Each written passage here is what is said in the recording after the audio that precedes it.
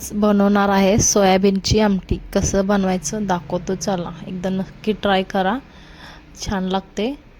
तर 2 वाटी मी सोयाबीन घेतले, त्यात गरम पाणी घालून मीठ घालून 10 मिनटं झाकून ठेवायचं. आता मसाला बघूया. कांदा, टोमॅटो, खोबरं, लसूण, आलं घेऊन नुसतं कांदा पहिला भाजून घ्यायचं 2 ते 5 मिनटं. नंतर आपण याला सगळे मसाले घालून भाजून घ्यायचं. मग आता भाजल्यानंतर मटण मसाला घालून थोडंसं हलवून गॅस बंद करायचं. आता बारीक करून घेऊया. मग आता कढई ठेवलेला आहे, कढईमध्ये तेल घालून कांदा घालायचे, कांदा चिरून घालायचं, चटणी, मटण मसाला आणि हळद घालून हलवून घ्यायचं. मग ते गरम मगाशी ठेवलेलं यात घालायचं, पाणी सकटच घालायचं. मग वरनं कोथिंबीर घालून पाणी घालूया. थोडंसं गरम झाली की मग आता वरनं मसाला टाकून घेऊया. झाल्यानंतर चांगलं उकळे, थोडं मीठ टाकले, चांगलं उकळे आले. मग आता आपण घेऊया जेवायला. थँक्यू.